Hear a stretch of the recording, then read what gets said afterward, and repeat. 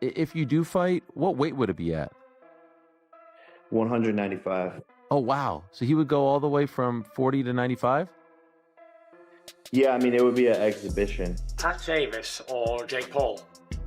So, immediately, yeah, the normal layman would say, oh, Tank Davis is better.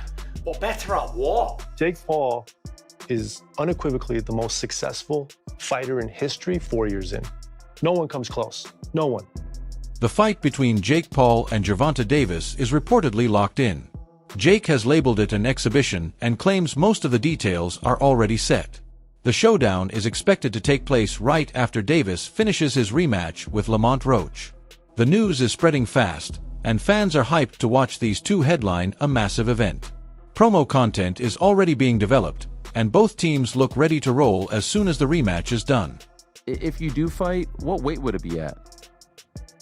195. Oh, wow. So he would go all the way from 40 to 95?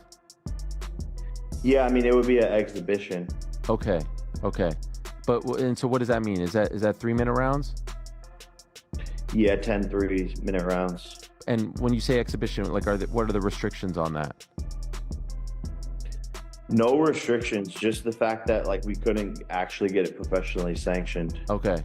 Is that still of interest to you? Like, if he wins the rematch and you beat Julio, is that of great interest to you later this year?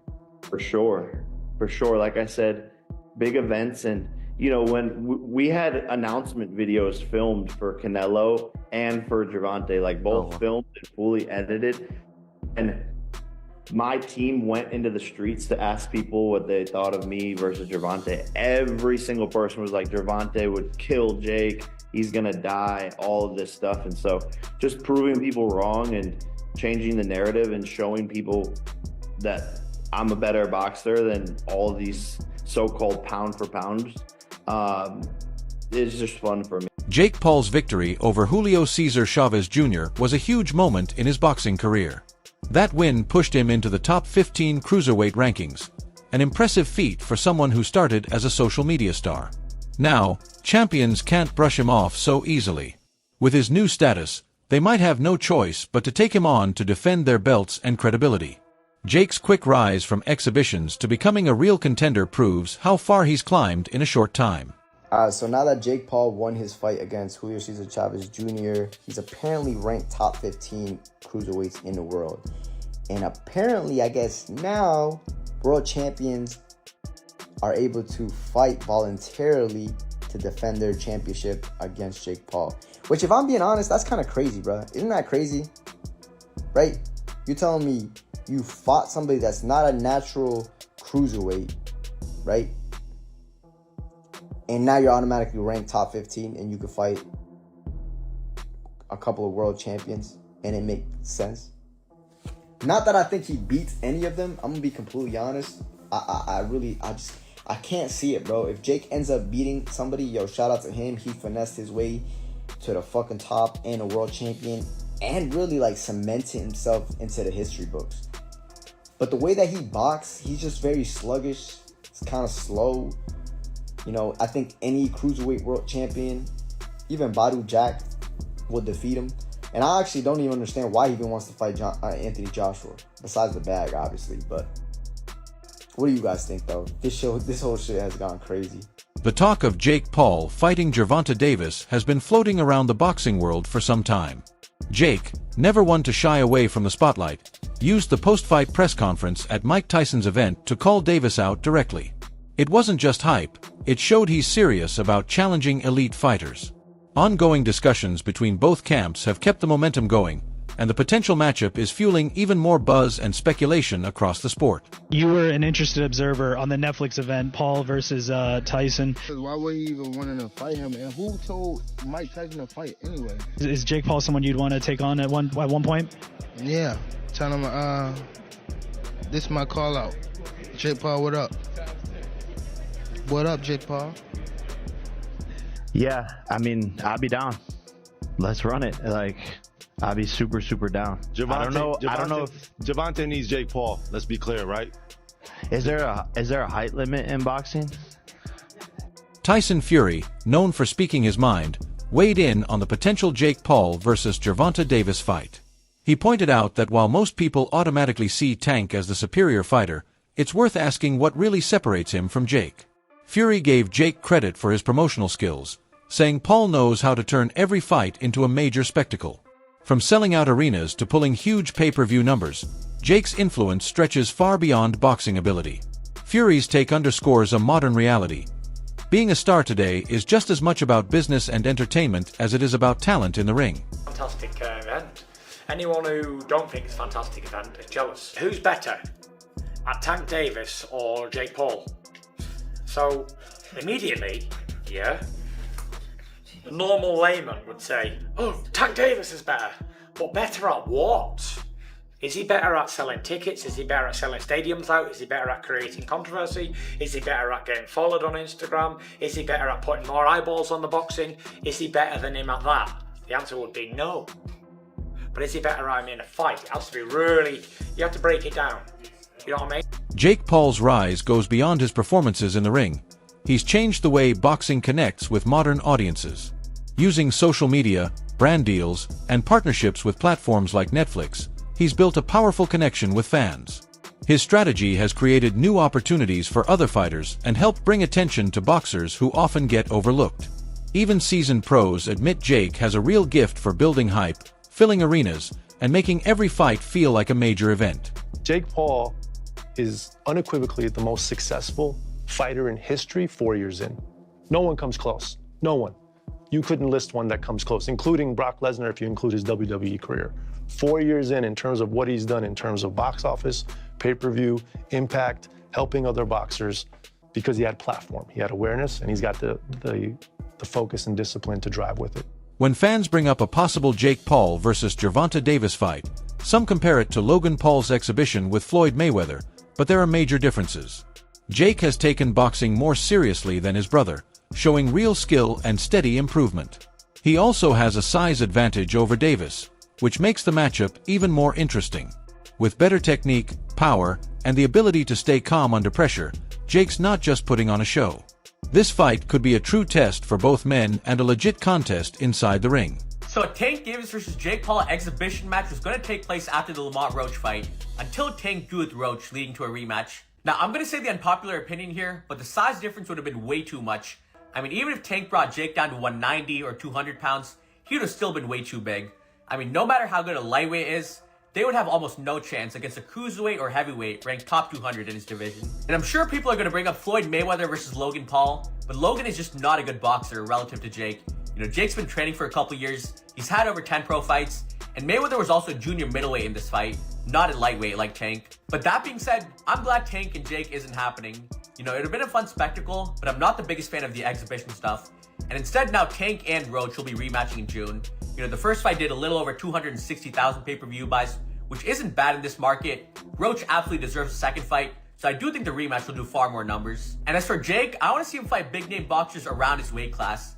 You know, the Tommy Fury rematch, for example, he's undefeated. The first fight did a little over 800,000 pay-per-view buys. He's around the same age range, so that's the fight I want to see, not the exhibitions. But let me know what you guys think. The debate around whether Gervonta Davis would actually take a fight with Jake Paul is still going strong. Many believe that as a prize fighter, Tank should chase the biggest paydays, making a bout with Jake seem like a smart move. But his rumored refusal to accept Shakur Stevenson's offer from Turki Alashik, reportedly because he didn't want to fight in Saudi Arabia, has some fans questioning his choices. Now people are wondering if Tank is being too picky about who and where he fights, and whether a clash with Jake will only happen on his exact terms. I've been told y'all Gervonta Tank Davis isn't a prize fighter.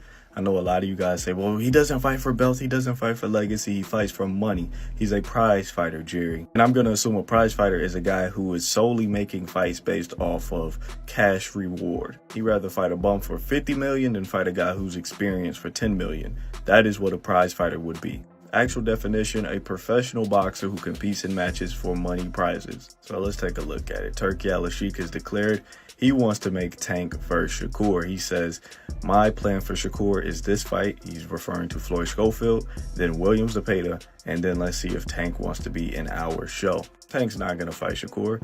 He's not going to fight him in Saudi Arabia. So now that we've established Tank isn't a prize fighter, because if he was, his career resume would look a whole lot different, then we must ask, what is Tank's goal in boxing? I'll tell you right now, it's easy money. Tank is the type of guy, he'd rather fight, let's say, 4 Lamont Roaches for $20 million than fight 1 Shakur Stevenson for $80 million, which is fine. But I'm tired of people saying, oh, he's a prize fighter, that's why he's not taking these fights. He's not a prize fighter. The biggest money fights is Haney, Ryan, Tio, Shakur, and Loma. He's not even going to take half of those fights. So please, guys, all my Tank fans, all my guys who claim Tank is a prize fighter, that's why he's not fighting for the belts, please stop it. This guy's not a legacy fighter. He's not a prize fighter. He's just a guy who enjoys easy paydays. And like I said, there's nothing wrong with that. Just stop misleading people with your comments. Gervonta Davis, who normally fights below the lightweight limit, has often been encouraged to move up in weight for tougher challenges. Facing Jake Paul would be a huge leap. Jake fights around 190 to 200 pounds, far beyond Davis's usual class. For Tank, this wouldn't just mean gaining weight.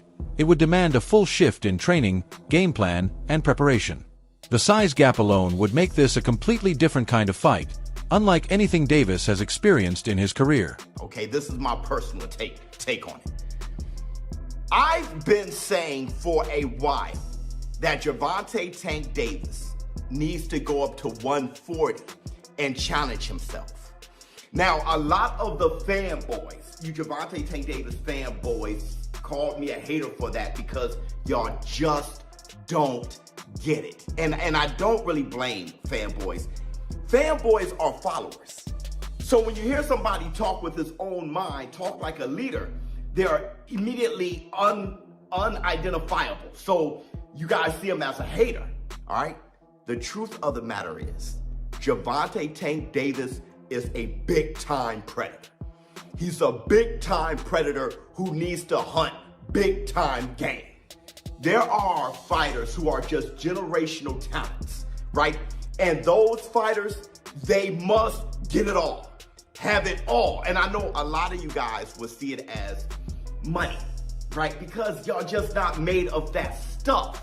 And I've been trying to say it in live streams. I've been trying to say it in videos. I've been talking about boxing in a way from a perspective of big time fighters, big time legacy, and what makes a warrior from when they're small. Gervonta Tank Davis has been a beast for as long as he remembers. From a little kid, he's been a beast. Even with his fame and talent, Gervonta Davis isn't ranked in the top 10 pound-for-pound lightweights right now, which surprises many who view him as one of the best in the division. This has led to debate about whether a fight with Jake Paul would boost or damage his career. Some think it could be a new challenge that shines a bigger spotlight on him, while others worry it might seem more like a spectacle, distracting from his reputation as a serious boxer. Gervonta Davis is not a top 5 pound-for-pound fighter right now. He's arguably not even in the top 10 pound-for-pound right now. Despite how cool this picture is, it does not get him into the pound-for-pound list. Even though we could say that he could probably beat everyone in the lightweight division, even though I think he loses to Shakur, he hasn't done it, and he probably isn't gonna do it. But what would it take for him to get to the #1 pound-for-pound spot? Let's go over what he would have to do to reach #1. Well, first off, he'd obviously have to go undisputed in the lightweight division. And even though that would be great, I think that only cracks him like #4. Because the only one in the top 10 pound-for-pound in the lightweight division is maybe Shakur. But realistically, he's gonna have to do more than just go undisputed in the lightweight division. So obviously, he'd have to go up to 140 because there's no way he's making 130. And then he'd have to beat a dude like Teofimo, and he'd probably have to beat Devin Haney as well. And I think that could probably get him the #1 spot. But yeah, we can sit here and say Tank is one of the best pound-for-pound fighters right now, which I think he's one of the most talented, and I think he could do most of what I said. However, hypotheticals aren't going to work with pound-for-pound listing. Jake Paul has said that any fight with Gervonta Davis would only take place after Davis completes his rematch with Lamont Roach. That fight is a big moment for Tank, so it makes sense that he's fully focused on it right now. Once that's done, both camps can seriously explore the matchup everyone's been talking about. Fans are eager to see if it actually happens. Jake's recent victory over Julio Cesar Chavez Jr. has earned him respect in boxing circles, making the potential fight even more thrilling. Me and Gervonta were scheduled to fight for sure. How real, or what was to it with you and Tank actually being a thing? Was that something that was talked about? Yeah, no, it was highly talked about and in negotiations and almost ready to make happen, but he has to do his rematch with Lamont and get that W, and then we'll be able to run it back. But me and Gervonta were scheduled to fight for sure. Shane Mosley praised Jake Paul for his impressive movement and strong performance, recognizing the hard work he showed in the ring. On the other hand, Mosley criticized Julio Cesar Chavez Jr.'s style, calling it strange and even hinting that it might be time for Julio to retire. The contrast in their performances after the fight highlights Jake's progress in boxing and Julio's ongoing struggles. It's Fight Up TV, being joined with Sugar Shane Mosley, Jake Paul, getting a unanimous decision over Chavez Jr. What are your impressions, Shanes, of how the fight went and how especially Junior fought? Well, first of all, I think that Jake Paul fought a good fight. You know, he moved around the way he's supposed to, throwing great punches, and for the experience he had, he did fantastic. Junior, on the other hand, he didn't throw any punches until the third or fourth round or something. He was just kind of walking forward, and I don't know what he was doing. It was weird. It was weird to see that type of fighting, but anywho, that's not Jake Paul's fault. So Jake Paul did what he needed to do, and he won, and he looked good. Where do you think Junior goes from here, in your opinion, Shane? Junior needs to retire from here. Junior needs to retire. He needs to retire. I mean, if you can't throw any punches in 2, 3, 4 rounds, you need to retire. I mean, if you can, what are you doing? What are we doing? You just living up. Basically, you're living off your father's name. Yeah. That's basically what you're doing, because you didn't even fight until the last round, maybe last two rounds, and threw some punches, and you had some success when you threw some punches. It's the weirdest thing. After his win, Jake Paul sent a strong message to his critics. Many doubted his toughness and ability to face serious opponents, but he proved them wrong. He stood firm, absorbed hits, and still secured the victory. This wasn't just another win. It showed how much he's grown as a boxer. No longer just a celebrity trying boxing, Jake earned respect and silenced many of the doubts about his skills. Between you and Cesar Chavez Jr. tonight. Now, in round 9, the heat really turned up. Did you feel the Mexican power that he promised, or do you feel like he didn't perform the way you thought that he would? No, yeah, he brought a hard fight there at the end, and that's that Mexican warrior style. I don't know how he was eating all those punches, to be honest. My hands low-key hurt from his face, and so respect to him. He had good cardio, and he came on strong at the end. He's a very, very strong guy, had a lot of power, but people underestimate my chin and my ability and my toughness. Jake, Jonathan Agger of Pro Boxing Fans. During the week, you had a viral interview with Piers Morgan where he said that he didn't think that you would beat Chavez. He felt like when you fight a former world champion, you'll come unstuck. What did you prove to not only him but other people that have criticised you? Yeah, look, at the end of the day, actions speak louder than words, so people can sit behind their desks and sit on their TV shows and say a lot of things about my career, but everyone's tuning in, everyone's watching, and I just continue to win. After Jake Paul's strong win, Rayo Valenzuela, an active fighter with deep knowledge of the sport, openly congratulated him. Valenzuela said Jake's performance showed he belongs in the top 15 or 20 in his weight class. Praise like this from someone inside boxing is a big deal for Jake's career. It proves he's no longer viewed as just an outsider, but as a serious competitor who's earned respect through hard work and real achievements. To the fight. Oh, great fight. Julio's back after all he's been through. So, I tip my hat off to him. It's not easy, especially through, what life throws at you sometimes. But, it was a good fight. What'd you make of how Jake Paul looked and fought? He's doing his thing. Jake Paul's looking good. Shout out to him. Yeah. Do you think he's ready to fight maybe a top 15, top 20? Sure, yeah. So I guess where does Junior go from here in your opinion? It's up to him. He can retire if he want, or he can have another, fight like this. Fight a YouTuber or something. Yeah. In terms of you, Rayo, when can we see you back in the ring? I'll be back in the fall, hopefully. The fall? Yeah. That wraps up today's video. Thanks for watching. Stay tuned for more updates coming soon.